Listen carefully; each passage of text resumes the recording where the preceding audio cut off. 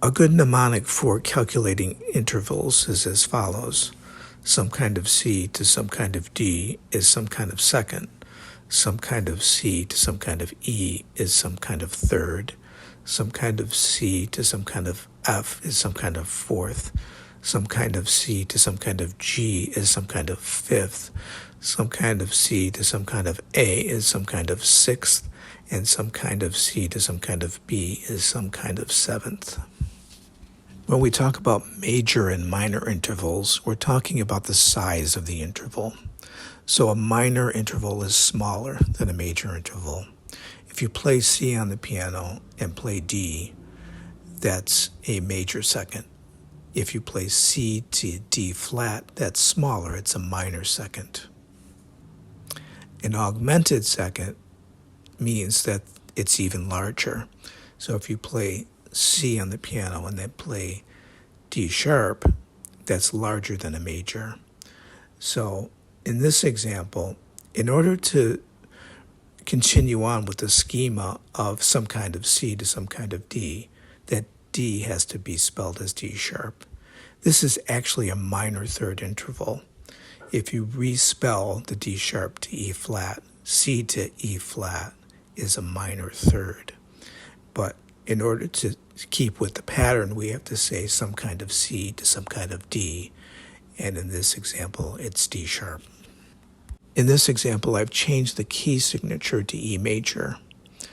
So the D sharp here is in the key signature, but in order for this to be an augmented second, I have to lower the C sharp that's in the key signature to C natural.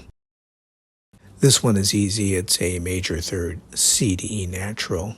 And here again, I've changed the key signature to E major, which makes this C a C sharp. C sharp to E natural is a minor third. This is a perfect fourth, C up to F. If we raise the F to F sharp, that makes it an augmented fourth, which means the interval is larger, it's augmented. This is an augmented fourth, but the C is on top. So it's C down to G flat. Some kind of C to some kind of G down is some kind of fourth. Now some kind of C to up to some kind of G is a fifth. But in this case, the C is on top. So in order to make that fourth larger, now just envision or play C on the piano and then play G below it. And then in order to make that larger, you have to play the G flat. You see how that makes the interval larger? Now, this is a diminished fourth. C up to F flat. C up to F is a perfect fourth. So in order to make that smaller, diminished, you have to lower the F to F flat. Now, F flat is enharmonic with E natural. So this is essentially a major third. If you play this on the piano, you will hear a major third. But again, it's the spelling. Some kind of C to some kind of F is some kind of fourth. If it was spelled E natural, some kind of C to some kind of E is some kind of third. Here is another diminished fourth, but I've changed the key signature again to E major. So that C is a C sharp because it's in the key signature. And the F has to be lowered from F sharp, which is also in the key signature, in order for it to follow the pattern of some kind of C to some kind of F and making it diminished or smaller. This is a perfect fifth, C to G. This is an augmented fifth, raising the G to G sharp, making it larger, thus augmented. This is also an augmented fifth, but it's going from C down to F. So C down to F is a perfect fifth. So in order to make that fifth larger and make it augmented, we have to lower the F. So we're moving the F down to F flat. This is a major sixth, C up to A natural.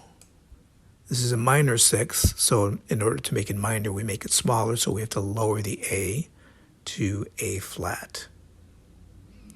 This is also a minor sixth, but I've changed the key signature to E major. So the C is a C sharp, and the A remains an A natural. This is an augmented sixth, so we raise the sixth degree to A sharp. Here we are with the sevenths. Now this is a major seventh, C up to B. This is a minor seventh, making the interval smaller, so we have to flat the B natural to B flat. This is a diminished seventh, where we're lowering the B again to a B double flat. Now the B double flat is also enharmonic with A, but since it's some kind of C to some kind of B, we have to call it B double flat. This is a diminished seventh and a major sixth, which is the same interval. If you play them on the piano, they will sound identical. And it just explains what I just explained in the last slide, where the B double flat is enharmonic with A. But they function differently. If you were using other chords in some kind of a sequence, they would have to be spelled accordingly. What's really important here is learning intervals both on the staff and on your instrument. So identifying the intervals on the staff and identifying the intervals on the fingerboard and fingering it on the fingerboard makes each of those more informative.